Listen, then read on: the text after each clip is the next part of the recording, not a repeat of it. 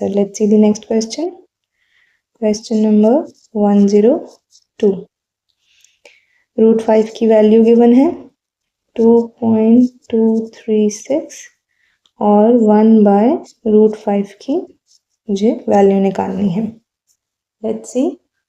अब सिंपली 1/√5 करने का मतलब हो गया 1/2.236 जैसी कैलकुलेशन करना, विच इज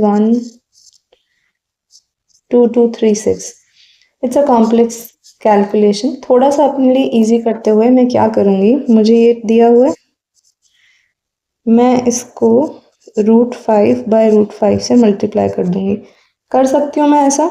क्यों किया मैंने? क्योंकि √5/√5 तो 1 होता है और 1/√5 को मैं 1 से मल्टीप्लाई करूंगी 1/√5 ही आएगा. कोई फर्क नहीं पड़ा. It's all the same. लिखने का तरीका है बस. तो उसमें मैं क्या करूंगी, लेट्स सी. तो यहाँ पे मैं √5 को ऊपर ही रखूंगी और √5 इंटू √5 5 होता है. ये मेरे लिए इजी रहेगा, वेरी इजी. 5 से डिवाइड करना, करेक्ट. तो ये मुझे वैल्यू मिल जाएगी 0.447. ऑप्शन देख लेते हैं. Option number B is the answer. तो आपको समझ आया हमने यहाँ पे क्या किया. बजाय कि किसी नंबर को 1 को 2.236 जैसी वैल्यू से डिवाइड करने के, आप सोच के देखिए 2.236/5 कितना इजी है. और अगर मैं इस की बात करूं तो ये भी इवेंचुअली मैं इसे 1/√5 लिख सकती हूँ. कुछ अलग नहीं किया मैंने, अलग से कोई टर्म ऐड नहीं करी, बस 1 की जगह √5/√5 लिखा और डिनोमिनेटर वाला जो बड़ी टर्म थी वो मैं न्यूमरेटर में ले गई, जो कॉम्प्लेक्स टर्म थी, एंड मैंने इसकी कैलकुलेशन को सिंप्लीफाई कर लिया. Now let's see the next question. Question number 103. √24 की वैल्यू गिवन है मुझे, विच इज 4.899 और मुझे 8/3 रूट की वैल्यू निकालनी है.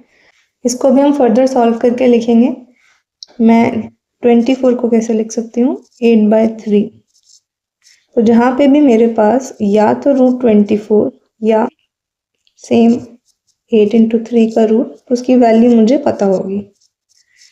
तो अब मेरा काम ये है कि मैं जो वैल्यू मुझे निकालनी है इसको इस फॉर्मेट में लेके आऊँ. कैसे ला सकती हूँ मैं? अगर मैं 8 को 3 से मल्टीप्लाई कर दूँ, पर मैं ऐसे कैसे किसी नंबर से मल्टीप्लाई कर सकती हूँ?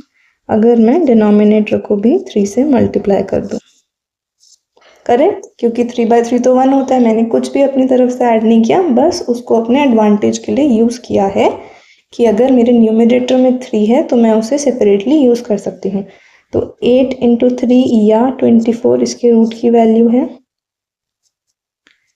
4.899. और अगर अब आप नीचे देखेंगे तो ये भी सिंप्लीफाई हो गया है, ये √9 हो गया है, विच इज़ 3. तो ये मेरे पास वैल्यू आ गई. अब मैं इसे फर्दर सिंप्लीफाई करूँगी. This is 1.633. तो option number C 1.633 is the answer. Let's see the next question. Question number 104. √6 की वैल्यू गिवन है मुझे 2.449 और अब मुझे 3√2 और 2√3 इसकी वैल्यू निकालनी है. तो ये 6 को मैं लिख सकती हूँ 2 इंटू 3. यहाँ पे ऑलरेडी मेरे पास न्यूमरेटर में √2 तो है, मुझे और क्या चाहिए, √3. मल्टीप्लाई कर देंगे √3 से. लेकिन खाली √3 से मैं ऐसे नहीं मल्टीप्लाई कर सकती, √3/√3 से मैं मल्टीप्लाई कर दूंगी. तो ये मेरे पास आ गया √6. ये फॉर्मूला मैंने यूज़ किया. √x into √y is equal to √x into y. अलग अलग थी रूट्स, मैंने मल्टीप्लाई करके एक ही में लिख ली. यहाँ पे √3 इंटू √3 3 हो गया और 2 तो 3√6/6 आ गया मेरे पास, ये मेरा कैंसिल हो गया, सिंप्लीफाई होके √6/2 आ गया, √6 की वैल्यू मुझे गिवन है, अपॉन 2 आ गया, ये हो गया 1.2245। ऑप्शंस देख लेंगे, option number D is the answer. अब अगर आप यहाँ पे एक डाउट पूछते हैं कि मैंने √3 ही क्यों लिया, मैं √2 भी ले सकती थी, जिससे मेरे नीचे वाली जो रूट है √3 इसके साथ में √2 आ जाता, मतलब अगर मैं ऐसा कुछ करती, ये ऑलरेडी गिवन है, और √2 कर लेती तो भी तो मेरे पास ये हो जाता, 3 × 2 आ जाता ऊपर, और अपॉन में 2√6 आ जाता, ये हो जाता 3/√6। पर आप देख रहे हैं यहाँ पे कितनी कॉम्प्लेक्स हो गई calculation, 3/2.449, what a complex calculation and division this is.